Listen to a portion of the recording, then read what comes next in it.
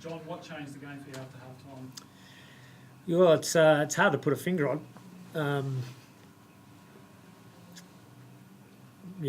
For that third quarter, the way the game opened up, but a little bit about us being a bit smarter with the way we moved the ball forward and understanding that it's a real fine line. Whether you're going to get it inside 50 quick and maybe get it in there when you're one out, as in man on man, or if you're slow and they get a number back there pretty quick, changes a lot of things that the players have to make the call out there. And I thought in the third quarter they dealt with that really well.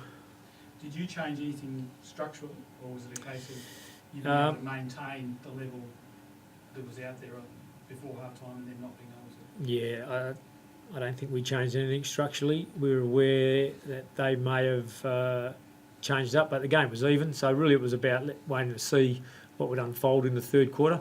So we were pretty happy that the way we were playing it, as much as the game was even, we'd had, I think, 10 shots at goal to their 5, so we did feel as though if that's the game or the way the game panned out in the second half, we were doing enough to be in front, so we were comfortable to keep going with that.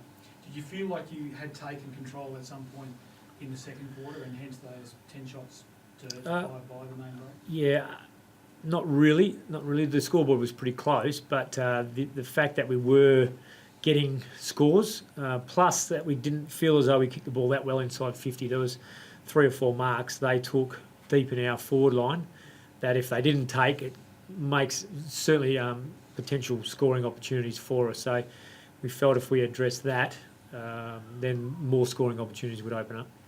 And a significant victory for you, A, in the hit-outs and B, in the stoppages. Can you talk about your midfielders and the ruckman? Well, it's in terms of the ruckman, our 2 rucks, we think they bring great strengths to our team, not only for their hit-outs but the way they play around the ground. They're both very different, but both becoming very threatening as marking players, whether that's on ball or forward.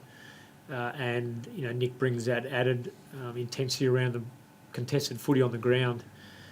So their game is not just around hit-outs, although that's obviously an important part of helping us get first hands. And our midfield are really developing strongly together as a group. And over time, we're keen to expand that even further. So, Maston doesn't get a big run through the midfield yet. He gets some time in there, but he's showing he can go in there and add to the group we've got. So Kerr doesn't have to spend the whole game in there and can really test teams out in other ways. Did you feel you were getting it on the spread a little bit, even before half-time, and maybe even it's the number of midfielders you have that are good ball users and are able to get on the end of the ball and use it reasonably well? I couldn't really answer that. No, their midfield is a pretty talented midfield. Mundy and Hill, Barlow, at Pavlich when he goes through there. They got some top-end talent. So we were well and truly aware of that, but we're also aware that our midfield's developing really well and felt we could match them. So given that the game basically turned at half-time, what was your message to the players? At half-time? Yeah. The basic message was our intensity was good in the first half, addressed a couple of areas that we thought we weren't making good decisions on, but if we wanted to maintain the intensity for as long as we possibly could, we felt as though we could win the game. How close is that second half to your best, do you think? Yeah, it's really for everyone else to put it into context. The third quarter, the way we started and then ramped it up and really kept the pressure on, was a very good quarter for us. But we've had a lot of very good quarters this year. So our aim as a group is to be able to play one with the intensity, but also smart football over as long a possible period of time as we can. And thought over the 4 quarters today was up there with our best this year. Can you talk a bit about Matt's game and what impressed you there? Well, hard running. His vision today, I thought, the way he used the ball and spotted open players really helped set us up. Not just rushing long kicks forward, but being able to find players that were getting some space, using it there. Kicked his goal. Always good to finish well. But really just, Matt hasn't been in his best form this year yet. He had a couple of little setbacks when he was just about up and going, but he's building towards that. So I think just confidence-wise for his running ability today was right back up to its best.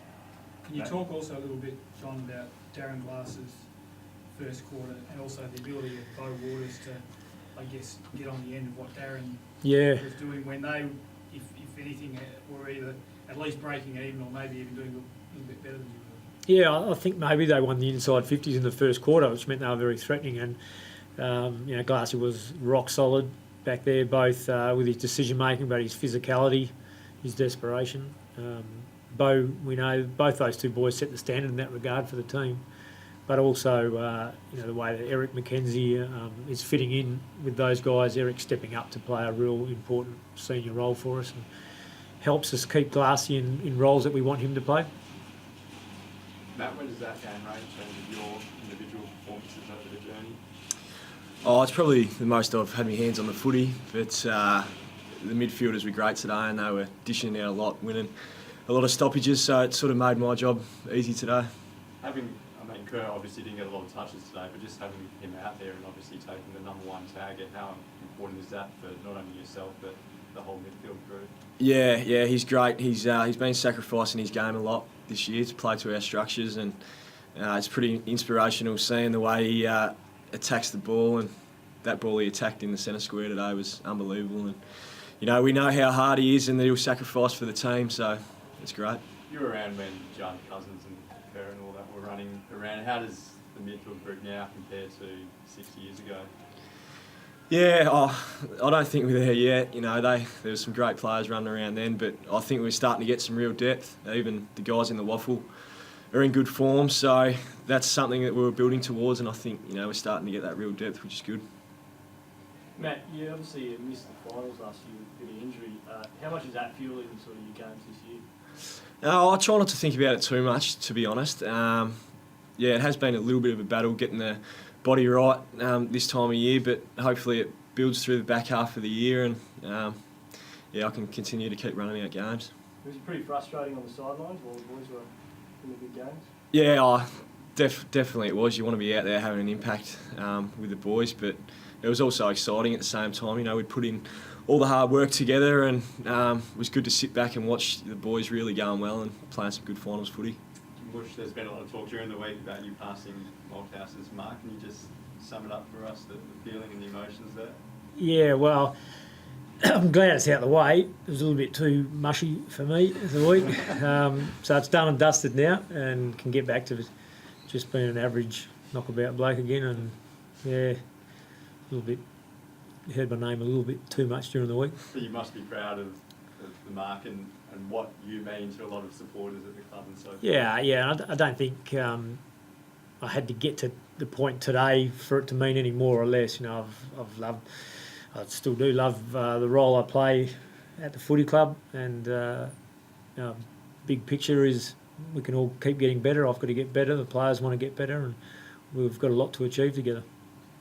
Is that what you're most pleased about with the group at the moment, John? The fact you came from a long way back 2 years ago, and the group appears to have continually improved, but also improved again from the end of last year, from what we've seen so far? Yeah, I think so. I think that it doesn't just happen. It has to be through attitude, hard work, desire. That was probably the biggest thing that gave me the faith to back the guys in back then, was I could see the fire burning. You could see it in their eyes that they wanted to become a good team, and they were really hurting about not being a good team then. And I can still see it. That's the good part. I don't see as though they're satisfied. I see that they know they haven't achieved what they want yet. They want to keep getting better. But people will start talking about you now as one of the premiership favourites, which you said you weren't at that point a few weeks ago. Yep. You probably now are. Yep. How do you handle that? Well, what we would like now, if that accolade comes on us, we would like it to still be there in 15 or so weeks' time. It changes, it moves. That we've already seen this year that the title of the Premiership Fancies has shifted 3 or 4 times in 9 weeks or so. There's every chance it'll shift again. So if we do our job well enough, then people will keep talking us in that light. That's all it boils down to. Matt, I think that Nui's taken another probably mark of the year contender. Are you surprised anymore when you see him go for those flies? No, he always attacks the ball very hard. It's hard to, sit back and, you feel like you're a spectator sometimes. How high he gets up, you just love it, and hopefully he can keep taking a few more. Is that something that lifts you guys out in the field? Yeah, for sure. Whenever you see a teammate, attack the footy that hard, it definitely does lift the side. Are you ever scared, Bush? You almost fell on his head today. He's got a bit of padding up there, mate. Should be right. More worried if he lands on his shoulder maybe, but you got to play the game. John, is Sam Butler okay? Subbed off first quarter. Hopefully, yeah. He was a little bit tight in his hamstring, but we chose to sub him out. It wasn't as though he came off and said, I can't go back on. So hopefully there's a good sign that we can get that soreness out and he's right. No other injury concerns